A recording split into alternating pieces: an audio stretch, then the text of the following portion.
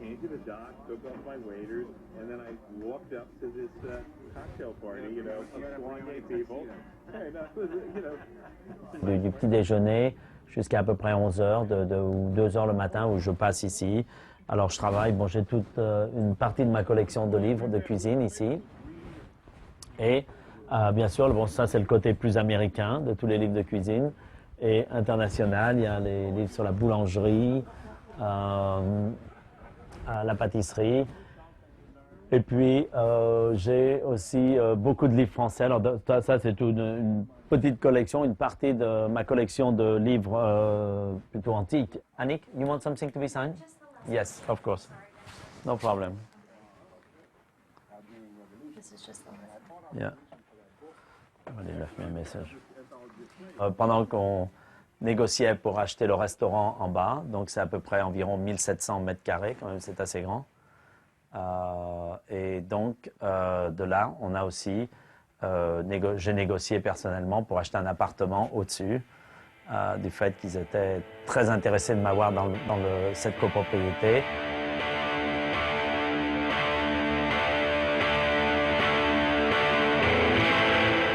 J'ai fait appel d'ailleurs à un décorateur français qui s'appelle Patrick Nagar. Et je voulais, au début, l'idée c'était parce que c'était un peu baroque. Ça a été construit en 1921, ce building. Donc c'était quand même avec un mélange de Renaissance et de néo-italien, espagnol. Enfin, c'était pas très précis dans le décor. Et donc on voulait se diriger sur quelque chose de plus vénitien, byzantin, dans l'esprit.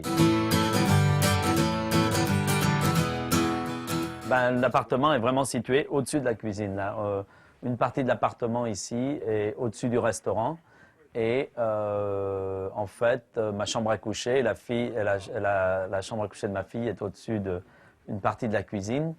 Et la partie fourneau de la cuisine en dessous du restaurant, c'est toute la terrasse que nous avons dehors. Voilà. C'est un bœuf aux carottes. Je vais vous accompagner dehors. On va traverser la chambre de ma fille. Alors, elle a 16 ans, donc il ne faut pas trop s'inquiéter. J'ai pas le droit de faire quoi que ce soit dans sa chambre.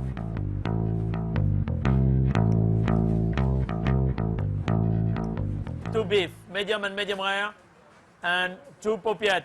On est un petit peu encaissé dans les buildings, comme je disais, les townhouses. Souvent, c'est le jardin qui est sur l'arrière de la maison. Et alors bon, ici, comme il y a un jardin ici, il y en a un autre qui est juste derrière ici, il y en a un autre qui est là-haut, il y en a un petit là-bas. Bon, là, il est un peu abandonné, il n'y a pas grand-chose. Chacun a un petit son carré de jardin. Et bon, là, ici, on a quand même une belle terrasse.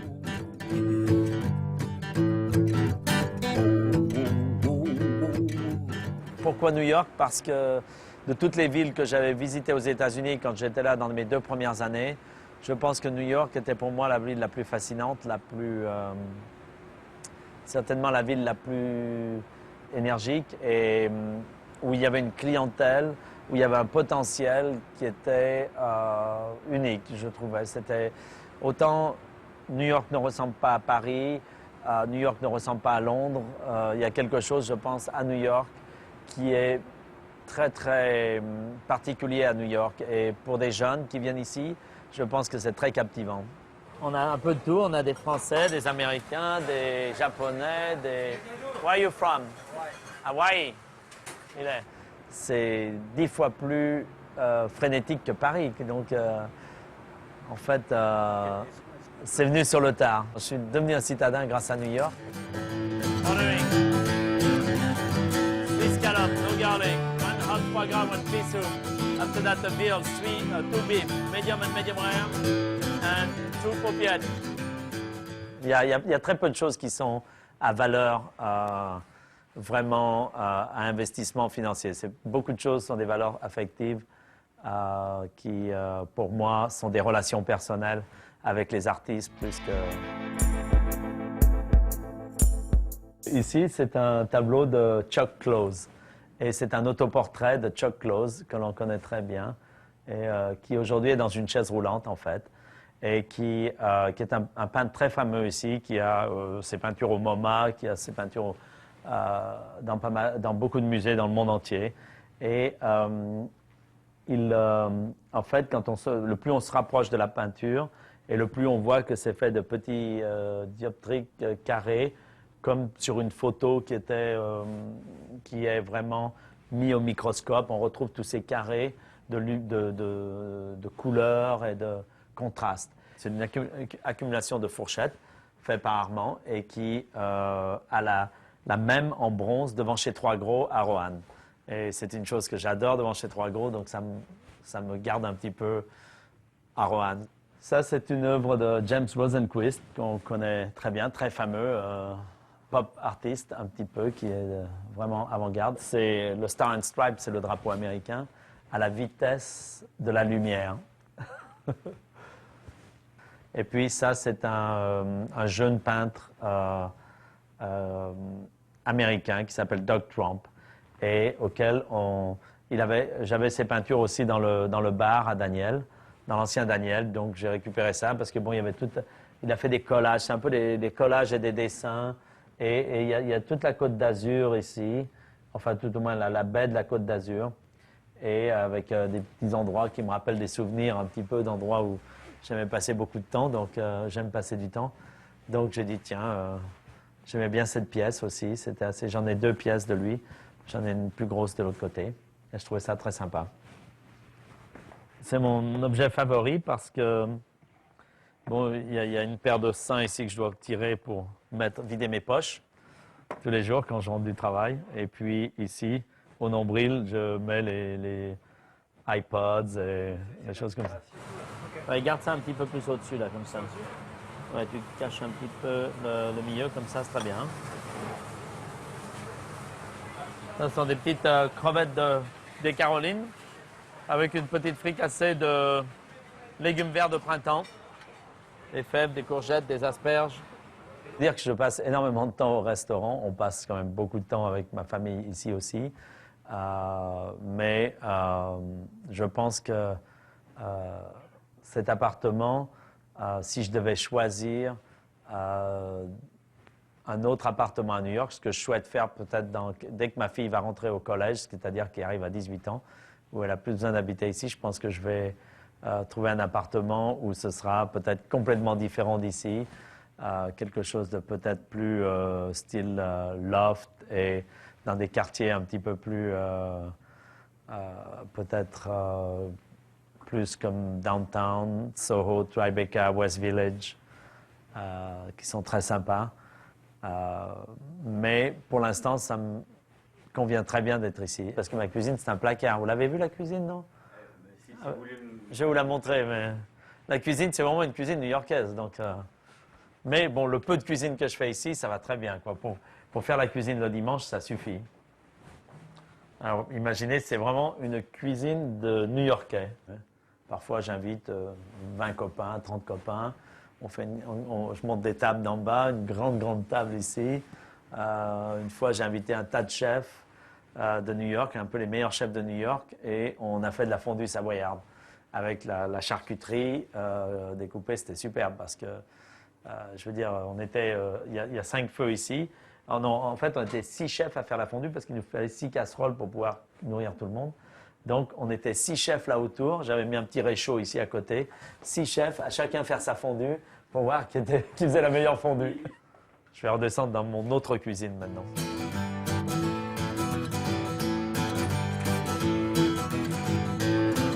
Bon.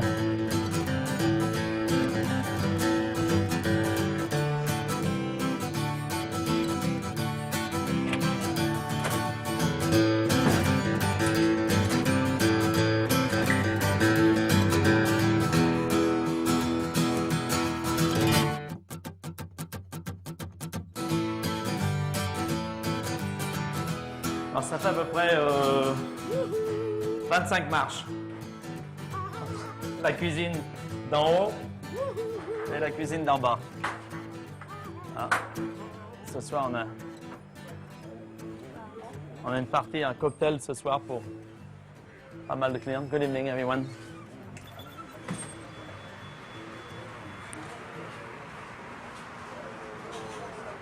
Ah, non, je pourrais vivre dans n'importe quelle autre grande ville du monde à partir du moment où je reviens à New York tout le temps. Non, ça, il n'y a pas de problème.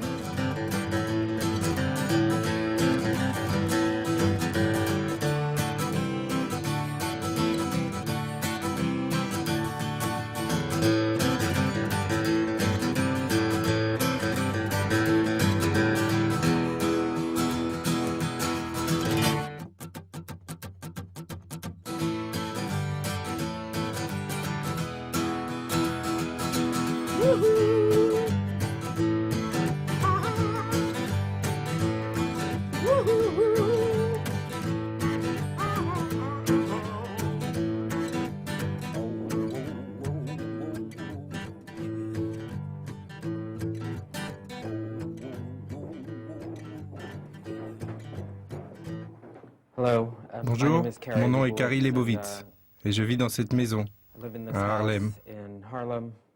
On est dans le quartier de Hamilton Heights, qu'on appelle également Sugar Hill. J'ai acheté cette maison en 1999. Avant, je vivais dans une plus petite maison, à Brooklyn. Je ne travaillais pas beaucoup à l'époque. Je faisais les marchés aux puces et les boutiques d'occasion, tous les jours. Et j'achetais toutes sortes de trucs, dans l'idée qu'un jour j'en ferais quelque chose. Et puis j'ai commencé à accumuler tellement de choses que je n'avais vraiment plus de place. Et puis le quartier a commencé à devenir plus cher. Alors j'ai décidé de chercher une maison plus grande dans un quartier plus abordable. Certaines personnes ont beaucoup d'argent et ils paieront très cher pour s'offrir la meilleure qualité possible. Mais quand il s'agit de qualité intermédiaire, celle de la classe moyenne, cela peut rendre les gens nerveux. Ce sont eux qui se posent des questions sur l'économie ou sur l'avenir de New York. Je pense qu'il y a maintenant une nouvelle classe moyenne, dont Harlem fait partie.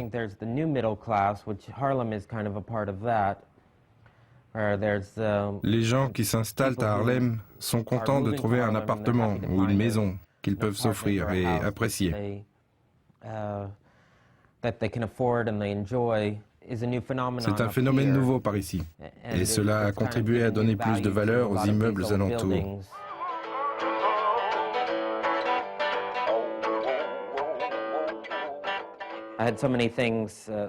J'avais accumulé tellement de choses. Des cartons entiers de papier peint, ou cette grande moquette ronde de Frank Stella, toutes sortes de choses qui ne rentraient plus dans mon ancienne maison. Donc tout était empaqueté dans un garde-meuble, tout en me disant qu'un jour je pourrais enfin décorer ma maison. Alors en emménageant ici, je me suis appliqué à sortir tous mes papiers peints et enfin réaliser ce que je souhaitais depuis longtemps. Voici le premier papier peint que j'ai mis en place. Et j'étais tellement content, car cela a beaucoup égayé la pièce. J'ai même envisagé les premiers jours d'installer ce papier peint dans toutes les pièces de la maison. C'est un motif tellement joyeux. Et les œuvres d'art se marient bien avec. C'est un fond neutre et idéal pour moi.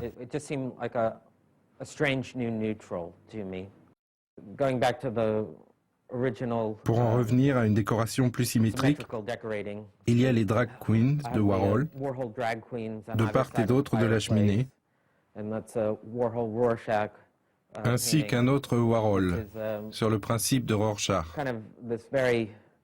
Celui-ci est au centre de la pièce. Il est également au centre de sa propre symétrie, du dessin Rorschach qui s'ouvre. C'est donc l'emplacement idéal. Je crois que je suis assez différent des autres.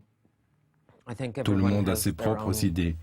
En ce qui me concerne, eh bien, j'aime vraiment les objets.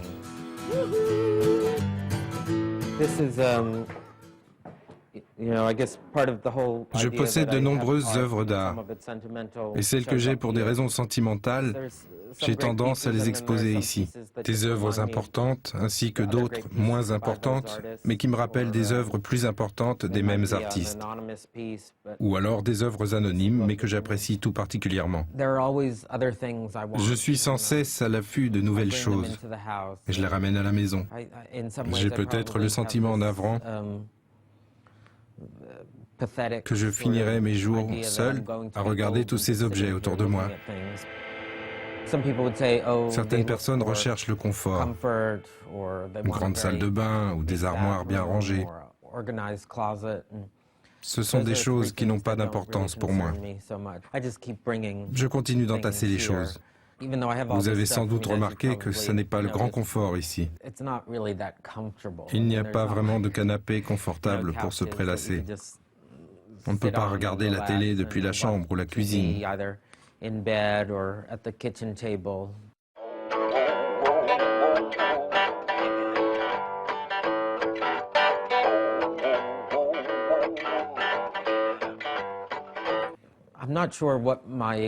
J'aurais du mal à définir mes qualités, mais je sais en tout cas ce qui ne m'intéresse pas, si ça a du sens. J'ai fait transformer ce canapé, un canapé-lit en fait. J'avais acheté ce tissu il y a très longtemps, et il m'en est resté suffisamment pour me faire faire un costume assorti. C'était une de mes premières idées de décoration, avoir des vêtements assortis à chacune des pièces de la maison. Mais j'en suis resté à cette première expérience.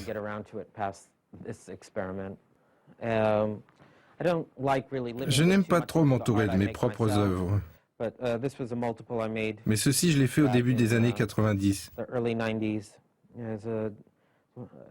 C'est un nounours avec un t-shirt sur lequel on peut lire. Je ferai une peinture cubiste un jour, mais pour l'instant, ce n'est pas important.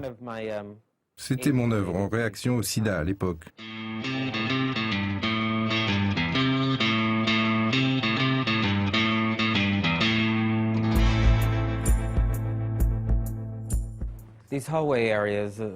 Ces couloirs, en particulier ceux des étages supérieurs, sont devenus des sortes de dépotoirs. Il n'y a pas eu de réflexion en matière de décoration. Ces passages ont une vie qui leur est propre. Le thème de cette pièce est l'année 68, un croisement entre campagne et décontraction. Mais revu et corrigé par une dame de 65 ans. J'ai toujours le sentiment d'avoir des goûts très conservateurs. Cela m'énerve parfois de ne pas apprécier les choses nouvelles. Je dois me rappeler que je ne dois pas vieillir trop vite et m'ouvrir à de nouvelles œuvres, et les apprécier ou pas, mais en connaissance de cause. Mais tout est si cher ces temps-ci.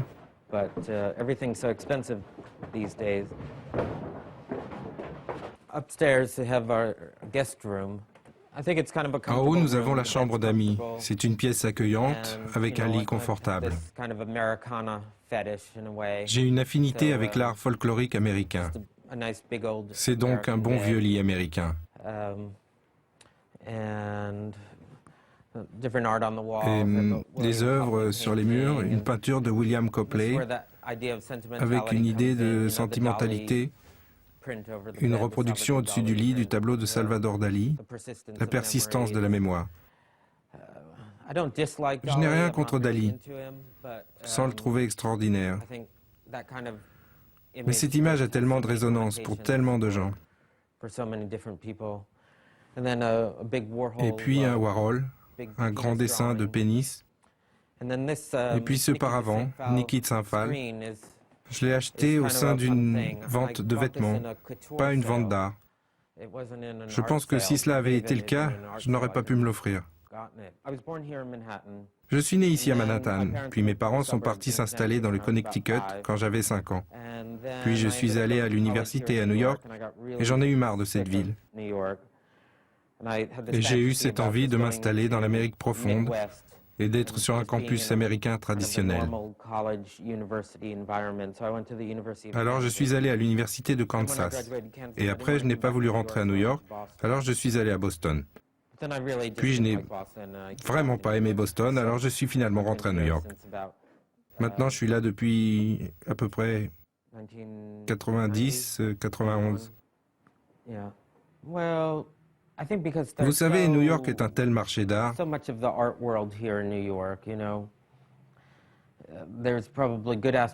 Il y a des bons et des mauvais côtés.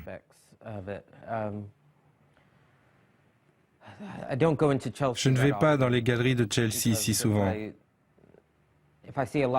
car si je vois de mauvaises expositions, ça me met de mauvaise humeur.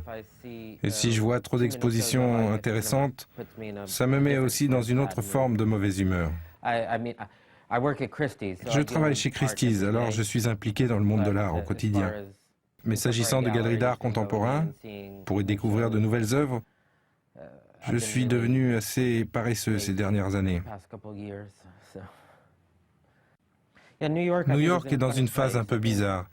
Je crois que dans 10 ans, New York sera soit bien meilleur, soit bien pire.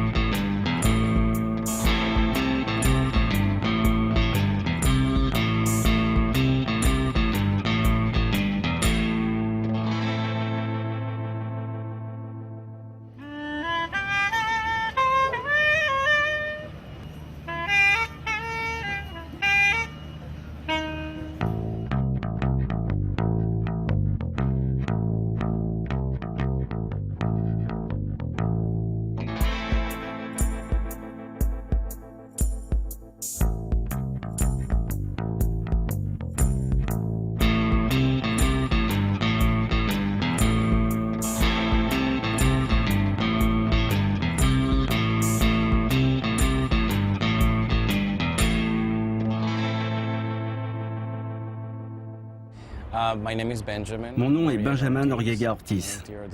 Je suis décorateur d'intérieur ici à New York. Et je vis ici avec mon partenaire à Chelsea, New York.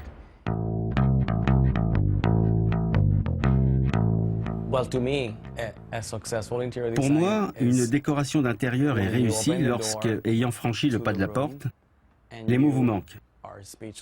Vous êtes bouche bée. Alors on peut dire que la déco est réussie, pour commencer. Alors on va rentrer dans l'appartement. Vous pourrez voir toutes les couleurs, toutes les plantes. Il y a beaucoup de baies vitrées donnant sur la terrasse. La terrasse est face à la cuisine, la salle à manger et le salon. Je vous emmène voir le reste.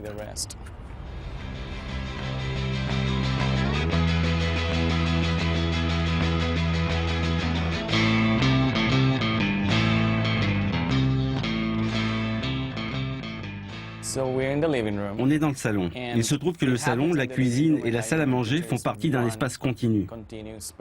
Quand on a acheté l'appartement, il était séparé en plusieurs pièces et il y avait donc plusieurs petits espaces. Un des défis était donc de rendre cette pièce bien plus grande. C'est formidable que la terrasse soit juste à l'extérieur, car cela agrandit l'espace vital.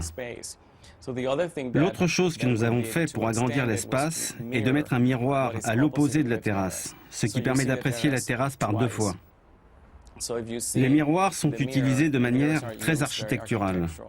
Lorsqu'une surface s'approche du miroir, elle se reflète dans le miroir, créant un volume. Par exemple, avec cette cheminée, le miroir la fait apparaître au centre de la pièce, alors qu'elle se trouve en fait sur le côté. La clé de la réussite de cet appartement est simple. Chaque pièce a quelque chose d'exceptionnel.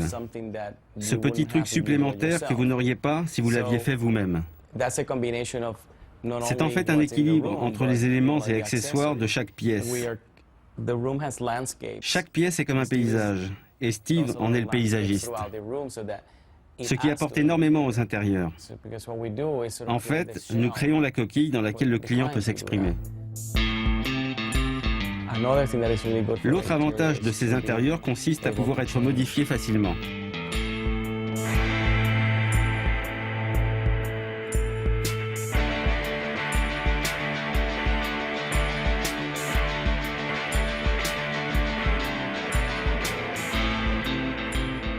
Le mobilier est recouvert de la même couleur que celle du sol et des murs, avec un accent de métal. Ainsi, vous pouvez constater à travers l'appartement des touches occasionnelles d'argent. Et cela transforme la pièce en véritable sculpture. Ce n'est pas tant les éléments de mobilier que vous remarquez, c'est toute la pièce que vous appréciez, telle une sculpture. Ce bar, nous en avions un semblable dans notre appartement précédent. J'y lisais le journal du matin. Alors nous avons retenu le principe. Il divise le salon de la cuisine. Un client pour qui nous avons beaucoup réalisé est très impliqué dans le monde du spectacle et de la musique. Il s'agit de Lenny Kravitz. On a fait des décorations pour lui. Et ce qu'il nous a donné comme indication était en fait un désir d'expérience émotionnelle. Il voulait qu'on ressente des sentiments dans chaque pièce, que ce soit sexy, sensuel, lumineux ou sombre, chaque pièce ayant son émotion. D'autres clients sont plus précis. Je veux un salon ici et une salle à manger là, et je veux ce type de canapé. C'est plus basique. Mais la majorité de nos clients nous expriment ce qu'ils veulent ressentir dans leurs espaces. C'est cela notre spécialité. Provoquer une réaction émotionnelle lorsque vous pénétrez un lieu. La cuisine est bien évidemment fonctionnelle, mais la salle à manger est dans la cuisine. Alors nous avons mis en place ce rideau qui protège la cuisine de l'espace principal dans le cas où vous seriez en train de ranger ou préparer en cuisine. Une chose intéressante est que nous avons volontairement choisi de ne pas placer sur les plans de travail des accessoires de cuisine. Nous avons des éléments décoratifs à la place, avec une télévision bien entendu. Et si on place un téléphone, ça doit être un objet intéressant. Mais il n'y a ni toaster, ni mixeur, ni four, rien sur les consoles.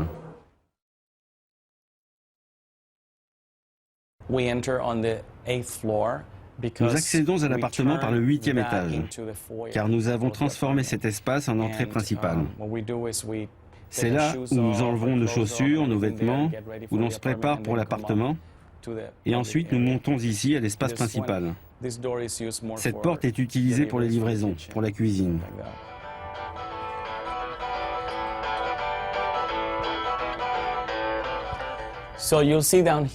Vous pouvez constater en bas l'entrée principale de l'appartement. Et sur les marches, pour dédramatiser, vous êtes accueillis par mes animaux préférés, un coq et une poule.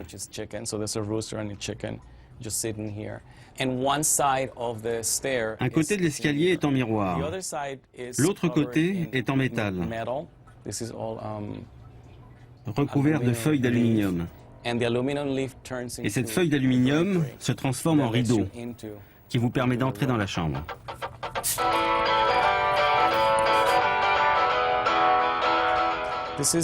Voici la chambre d'amis, ou petit salon.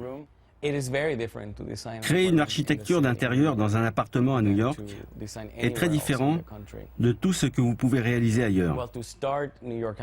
Pour commencer, New York a un nombre incalculable de réglementations, ainsi que des immeubles classés. Mais l'autre particularité est que New York représente un style de vie bien particulier. Agité, rapide, constamment en mouvement. Il y a du désordre, des foules en tension permanente. Alors quand vous rentrez chez vous, dans votre appartement, il me semble évident qu'il faut se poser. En quelque sorte, l'appartement doit vous border. Créer l'ambiance qui vous permettra de bien dormir la nuit, ce qui vous permettra de reprendre le lendemain. Cette pièce est modulable. Ces canapés sont parfois, comme ici, en forme de L, ou sinon, les deux pièces sont réunies, créant un grand lit double. Selon le même concept qu'à l'étage supérieur, tous les murs sont blancs et le sol est couleur crème, ce qui fait ressortir tous les éléments véritablement blancs. Comme ces oreillers, ou cette table des années 70, une magnifique table italienne. Voici quelque chose que nous utilisons beaucoup dans nos créations. un rideau pour séparer les espaces. Cela donne beaucoup de lumière aux chambres. Cette chambre d'amis communique avec la chambre principale par le biais de cette porte coulissante. Cette porte permet de créer un espace complètement privé. Et cette chambre a donc toute son intimité. Cette chambre est actuellement décorée en noir et blanc, ce qui change plusieurs fois par an.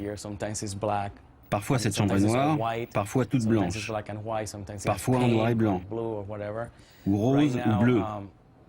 Elle est actuellement en noir et blanc, ce qui se marie bien avec la collection de boîtes que nous avons de l'autre côté de la chambre. Nous nous efforçons d'avoir des lignes très épurées. Ainsi, ces commodes en art nouveau se remarquent d'autant plus. Il y en a deux qui vont de pair avec leurs miroirs respectifs.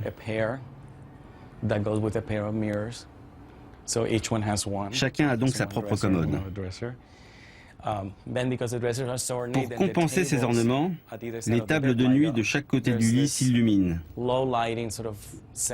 L'éclairage est très subtil, sexy. Il y a cette belle lumière ici. Et les éclairages au-dessus font ressortir le dossier du lit. Chaque fois que nous voulons faire des chambres sexy, l'éclairage est donc très important. Voilà, c'était l'appartement.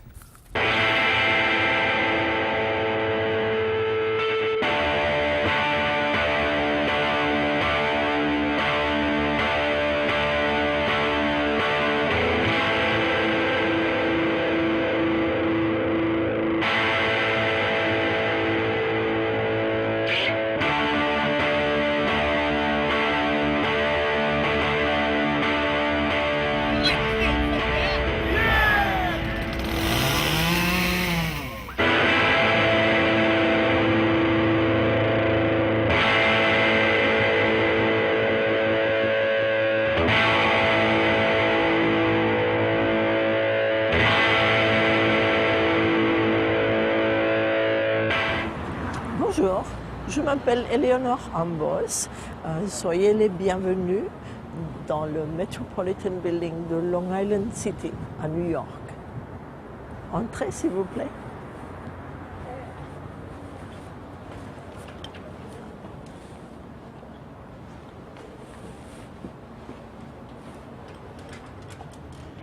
Cet ascenseur est très ancien, mais il marche très bien.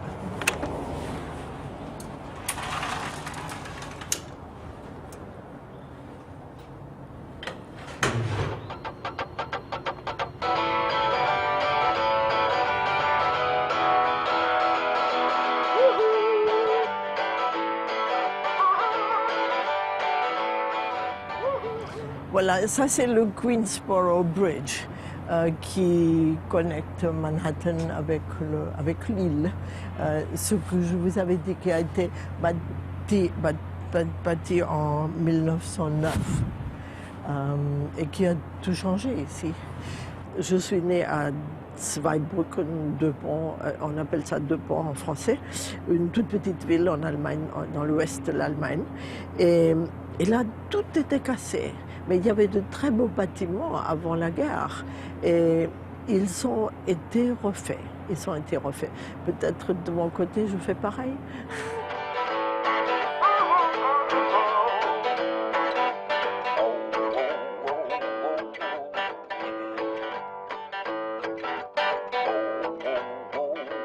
Quand j'ai trouvé ce bâtiment, il était tout à fait en loc. Le quartier était complètement moche. Il y a 20 et quelques années. Et je l'ai acheté très très bon marché, mais tout était cassé. Complètement tout était cassé. J'avais besoin d'un entrepôt de meubles. Mais moi, je n'ai que des bâtisses. Et j'ai des maisons bizarres, c'est-à-dire j'ai beaucoup de maisons, mais je n'ai pas de ce qu'on appelle home. Je n'emploie pas d'architecte ou d'entrepreneur. C'est au fond des maisons de fantaisie.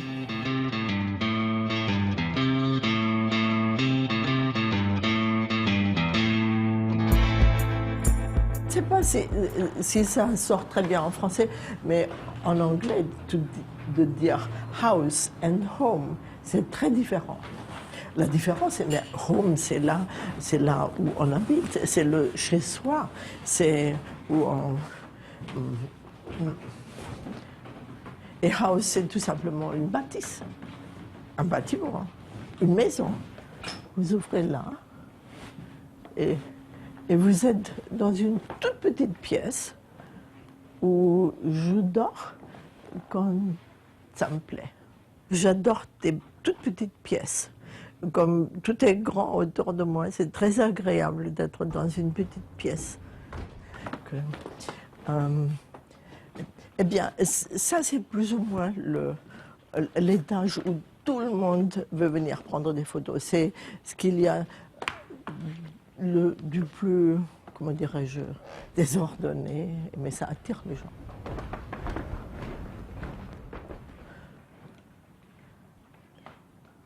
On permet aux photographes de venir prendre des meubles d'ici pour faire leur set.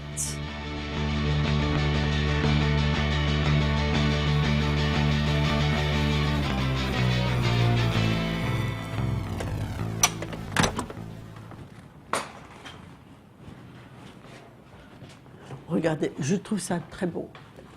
Et c'est moi qui ai fait, ça s'appelle sandblasting. En ponçage au sable, c'est absolument affreux parce qu'on respire tout ce que vous voulez. et là, vous voyez en bas, vous voyez comment le bâtiment était. Mais c'est moi qui ai fait comme ça, à l'étage au-dessus aussi. Mais maintenant, les gens, justement, aiment comme c'était. Naturellement, c'est plus propre que moi je l'ai trouvé.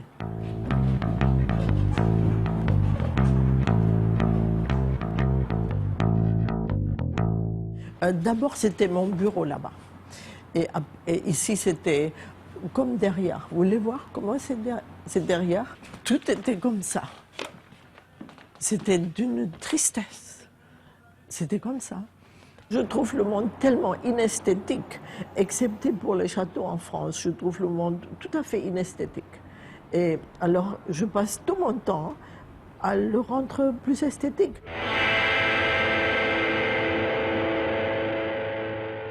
J'ai voyagé un peu partout et c'est à ce moment-là que j'ai découvert dans le Poitou, j'étais à Poitiers, j'avais de très grands amis à Poitiers, j'ai découvert ces châteaux qui m'ont plu.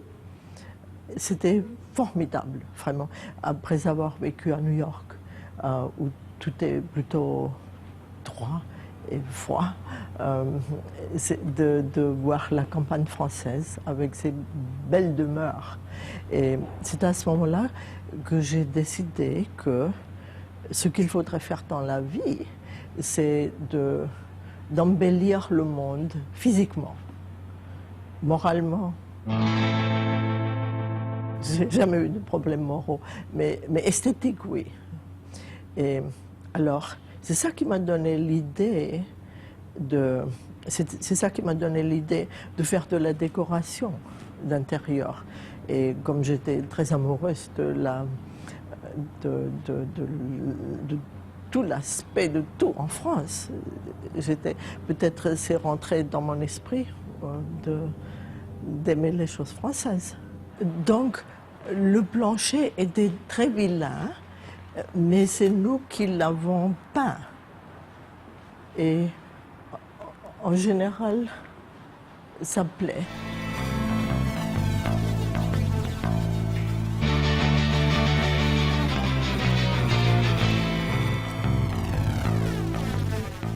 Vous voyez, là, quelquefois, il y a des gens qui viennent se marier ici.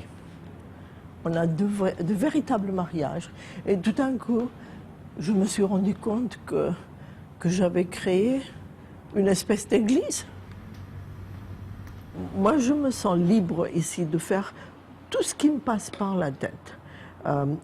Si je veux peindre, je peux peindre. Si je veux sortir, je sors. Si je veux pas sortir et rester dans dans mon atelier et faire des choses tout à fait horribles comme de poncer des portes, etc.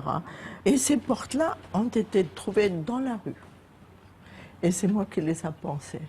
De mon temps, ça n'était pas aussi facile en Europe, parce qu'on était censé de faire une chose plutôt, d'avoir un métier. Et je crois que je n'ai pas de métier. Ou quel serait mon métier? Peut-être faire de la décoration, embellir le monde si je peux.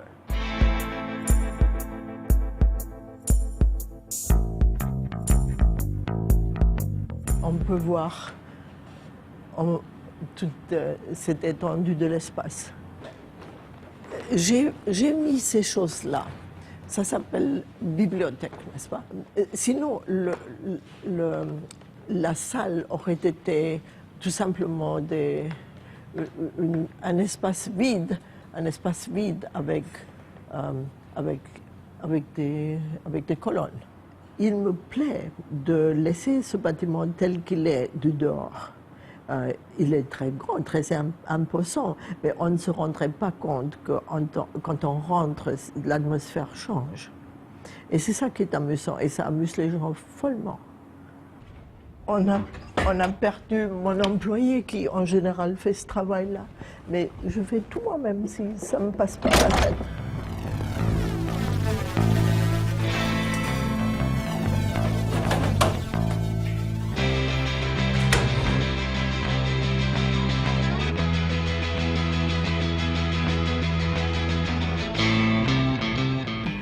L'autre jour, quelqu'un m'a offert 19 millions de dollars pour vendre ce bâtiment. Et j'ai dit que ce n'était pas à vendre. Et après, la personne, j'ai quand même posé la question, et qu'est-ce que vous allez en faire? Elle a dit, ah, je vais le démolir. J'ai dit, ah, moi j'ai passé 20 ans de ma vie à le reconstruire, comment je vais vous le donner pour le démolir?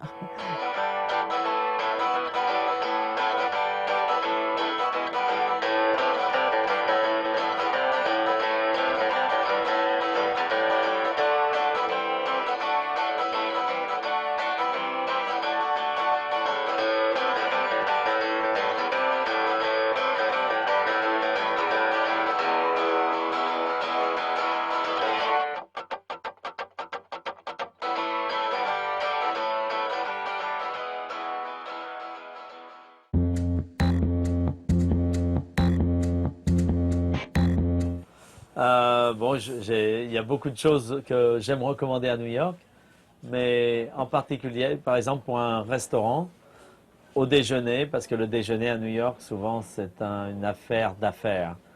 Et le restaurant où on fait des affaires et c'est une question d'affaires, c'est le Four Seasons. Ce restaurant a été créé en 1959 par Philip Johnson, l'un des plus grands architectes de notre temps.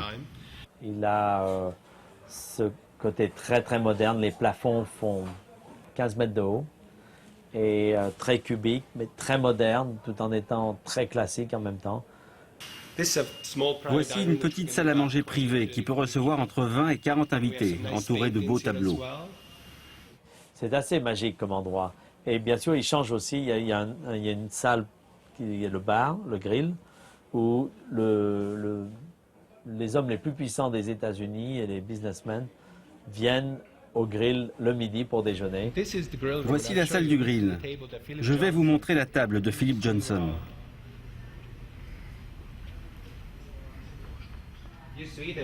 C'était sa table privée. Il déjeunait ici tous les jours, depuis l'ouverture, jusqu'à un mois avant sa mort.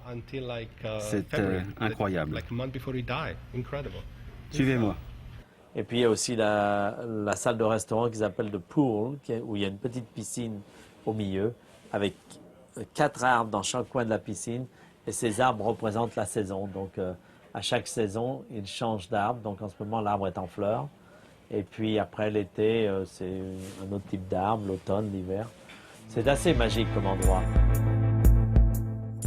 Bien sûr, j'ai beaucoup d'affection pour un ami qui est fleuriste ici et qui a 2 magasins, un à la 14e rue, dans le Meatpacking District, juste à côté. Bonjour, welcome to l'Olivier, on est à New York. Je vais vous faire visiter mon espace downtown. J'ai déjà une boutique dans Uptown, mais c'est un espace où on fait des événements. C'est un quartier très branché en ce moment. Et puis il en a un aussi en face de Café Boulu, dans la 76e rue à New York. On prépare, on a des expositions avec des artistes. On a un artiste en ce moment qui a fait des très jolies peintures de fleurs, qui est un designer connu, qui travaille pour Bill Blass. Et il s'appelle Olivier Guigny. Et donc sa boutique, c'est l'Olivier. Et puis on a la chance d'avoir un jardin. Donc à New York, c'est assez marrant d'avoir un jardin. J'en ai aussi un olivier. Et c'est un endroit où c'est vraiment un atelier floral, plus qu'une boutique de fleurs. Il y a très peu de bouquets de préparés. Enfin, s'il y a quelque chose de préparé, c'est que le client l'a commandé. Mais en principe, c'est en fonction de ce que le client désire, il crée autour de ça. Et c'est lui qui fait toutes les fleurs pour Daniel et tous mes restaurants. Pour tous mes maîtres d'hôtel ici, pour moi-même, quand on veut acheter un costume de qualité exceptionnel, on va chez Brioni. Brioni, c'est quand même la référence par excellence. C'est classique, mais c'est quand même un produit de haute qualité. Et dans un sens, Daniel, c'est pas l'endroit branché où je pense que Brioni passe très très bien avec notre style de maison qui est quand même, tout en étant un endroit très contemporain, c'est quand même avant tout un endroit classique. Et donc tous nos maîtres d'hôtel et moi-même, on s'habitue chez Brioni.